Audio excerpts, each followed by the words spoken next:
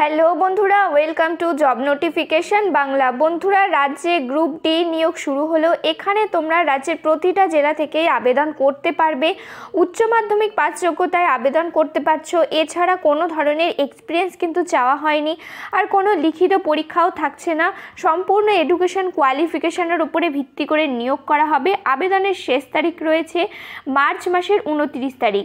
তো তোমরা এখানে কিভাবে আবেদন করবে, কোথা থেকে নোটিফিকেশান রিলিজ হয়েছে, কি এজ লিমিট রয়েছে, সমস্ত কিছু নিয়ে ডিটেলসে আলোচনা করব, তাই ভিডিওটা শেষ পর্যন্ত দেখতে থাকো। তো তার আগে তোমাদের কাছে একটা রিকোয়েস্ট থাকবে, তোমরা যদি এই ধরনের চাকরির খবরগুলো নিয়মিত পেতে চাও তো অবশ্যই আমাদের চ্যানেলটা সাবস্ক্রাইব করে পাশে থাকা বেল আইকনটা ক্লিক করে রেখো। এখানে তোমরা রাজ্য কেন্দ্রের সমস্ত চাকরির আপডেট পেয়ে যাবে। তো এই হচ্ছে অফিসিয়াল নোটিফিকেশানটা রিলিজ করা হয়েছে। দেখো, government of West Bengal, office of the chief medical officer of health, district health and family welfare সমিতির তরফ থেকে। মানে তোমাদের এখানে স্বাস্থ্য বিভাগে নিয়োগ করা হচ্ছে, যেখানে তোমাদের চিফ মেডিকেল অফিসার দ্বারা কিন্তু নিয়োগ করা হবে। নোটিফিকেশান রিলিজ করা হয়েছে মার্চ মাসের 13 তারিখে, আর এটা রয়েছে নোটিফিকেশানের মেমো নাম্বার। তো এখানে দেখো বলা হয়েছে তোমরা অনলাইনে ফর্মটা ফিল আপ করতে পারবে, যার জন্য এখানে তোমাদের অফিসিয়াল ওয়েবসাইট রয়েছে www.wbhealth.gov.in। এই ওয়েবসাইট থেকে গিয়ে তোমরা অনলাইনে অ্যাপ্লিকেশন ফর্মটা ফিল আপ করতে পারবে, যার লিঙ্ক ভিডিও ডেসক্রিপশন বক্সে তোমরা পেয়ে যাবে। তো অনলাইনে তোমাদের ফর্মটা ফিল আপ শুরু হয়ে গেছে, 15 তারিখ থেকে শুরু হয়েছে মার্চ মাসের, আর যার লাস্ট ডেট রয়েছে মার্চ মাসের 29 তারিখ। এই নির্দিষ্ট সময়ের মধ্যে তোমাদের ফর্মটা ফিল আপ করতে হবে। সবার প্রথমে তোমাদের অনলাইনে ফর্মটা ফিল আপ করতে হবে।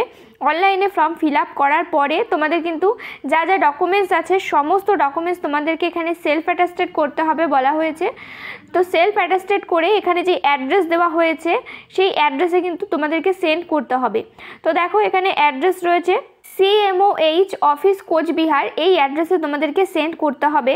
আর তোমাদের এনভেলপের ওপরে অবশ্যই লিখে দিতে হবে application for the post of, কোন পোস্টের জন্য আবেদন করছো সেটা কিন্তু অবশ্যই তোমাদেরকে লিখে দিতে হবে। আর সমস্ত ডকুমেন্টসের সাথে কিন্তু অবশ্যই তোমাদেরকে অরিজিনাল ডিমান্ড ড্রাফট যেটা আছে সেটা তোমাদেরকে দিতে হবে। মানে তোমরা যে অ্যাপ্লিকেশনটা করছো তার জন্য একটা অ্যাপ্লিকেশন ফিস তোমাদেরকে জমা দিতে হবে, সেটা অফলাইনে জমা দিতে হবে।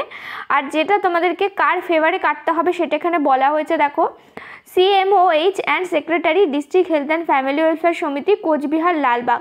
তো এই যে ফেভার বলা হয়েছে, এই ফেভারে কিন্তু তোমাদের ডিমান্ড ড্রাফটটা কেটে সমস্ত ডকুমেন্টস যা যা আছে সমস্ত ডকুমেন্টস তোমাদেরকে জেরক্স কপি করে সেলফ অ্যাটাস্টেড করে কিন্তু সেন্ড করতে হবে এই অ্যাড্রেসে। আর বলা হয়েছে অ্যাপ্লিকেন্টকে অবশ্যই ওয়েস্ট বেঙ্গলের পার্মানেন্ট বাসিন্দা হতে হবে। মানে তোমরা রাজ্যের প্রতিটা জেলা থেকে কিন্তু আবেদন করতে পারবে। আর এবং বলা হয়েছে অ্যাপ্লিকেন্টকে অবশ্যই কিন্তু লোকাল ল্যাঙ্গুয়েজ মানে বাংলা ভাষা ভালোভাবে পড়তে লিখতে আর বলতে জানতে হবে। তো দেখো, তোমরা যে অফলাইনে ফর্মটা সেন্ড করবে তার জন্য এখানে সময় দেওয়া হয়েছে 29/3/2024, মানে 29 তারিখ পর্যন্ত তোমরা এখানে ফর্মটা পাঠাতে পারবে। তোমরা বাই পোস্টে পাঠাতে পারো অথবা বাই হ্যান্ডে কিন্তু পাঠাতে পারো। আর তোমাদের অনলাইনে ফর্ম ফিল আপ চলবে 28 তারিখ পর্যন্ত, মানে 15 তারিখ থেকেও অ্যাপ্লিকেশন শুরু হয়ে গেছে। আর 28 তারিখ পর্যন্ত তোমরা অনলাইনে ফর্মটা ফিল আপ করতে পারবে, আর একদিন এক্সট্রা দেওয়া হয়েছে অফলাইনে ফর্ম সাবমিট করার জন্য। তো দেখো, এখানে তোমাদের কোন পোস্টে নিয়োগ করা হচ্ছে সেটা আবার দেখিয়ে দিচ্ছি। তোমাদের দেখো, এখানে নিয়োগ করা হচ্ছে NRC অ্যাটেন্ডেন্ট। শুধুমাত্র এখানে কিন্তু মহিলা যারা রয়েছে ফিমেল ক্যান্ডিডেটরাই আবেদন করতে পারবে। টোটাল পোস্ট রয়েছে এখানে একটা, সেটা রয়েছে ST ক্যাটাগরিতে। তোমাদের এখানে পোস্টিং লোকেশন থাকবে, দেখো, nutrition rehabilitation centre at JD hospital, এখানে তোমাদের পোস্টিং লোকেশন থাকবে। কোয়ালিফিকেশন বলা হয়েছে শুধুমাত্র HS পাস করে থাকলেই তোমরা এখানে আবেদন করতে পারবে। তোমাদের লোকাল ল্যাঙ্গুয়েজ সম্বন্ধে কিন্তু জ্ঞান থাকতে হবে, ভালোভাবে জানা থাকতে হবে, মানে পড়তে লিখতে বলতে জানা থাকতে হবে। এজ লিমিট বলা হয়েছে 20 থেকে 40 বছর রয়েছে এজ লিমিট। যদি ST ক্যান্ডিডেট হয়ে থাকো তো সেক্ষেত্রে আরও 5 বছরের ছাড় পেয়ে যাবে, মানে 45 বছর বয়স পর্যন্ত তোমরা এখানে আবেদন করতে পারবে। 1/1/2024 এই ডেট অনুযায়ী তোমাদের বয়সটা কাউন্ট করা হবে। তো সিলেকশন প্রসেস থাকছে, দেখো, এডুকেশন কোয়ালিফিকেশান থেকে তোমাদের নিয়োগ করা হচ্ছে, যেখানে টোটাল 80 নম্বর থাকছে এডুকেশন কোয়ালিফিকেশান। ক্লাস 10 থেকে থাকবে 40 নম্বর, ক্লাস 12 থেকে থাকবে 40 নম্বর। আর এখানে একটা ইন্টারভিউ হবে, টোটাল 20 নম্বরের ইন্টারভিউ হবে। এভাবে টোটাল 100 নম্বরে তোমাদের সিলেকশন করা হবে।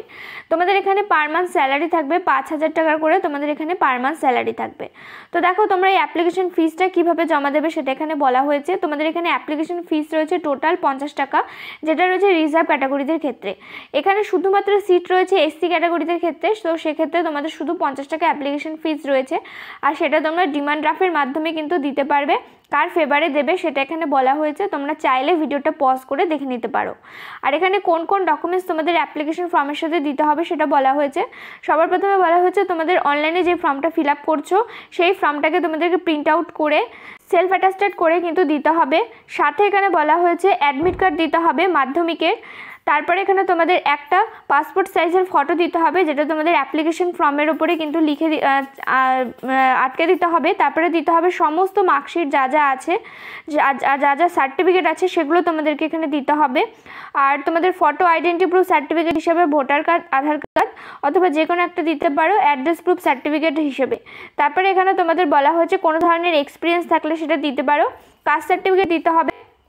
আর অরিজিনাল ডিমান্ড ড্রাফট কিন্তু দিয়ে দিতে হবে। ডিমান্ড ড্রাফটটা কিন্তু জেরক্স করা হলে দেওয়া যাবে না, তোমাদের কিন্তু এখানে অরিজিনাল ডিমান্ড ড্রাফটটা এখানে দিয়ে দিতে হবে।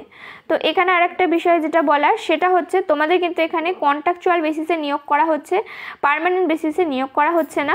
তো এটা কিন্তু তোমাদের অবশ্যই মনে রাখতে হবে। তো এই ছিল আজকের ভিডিওটা।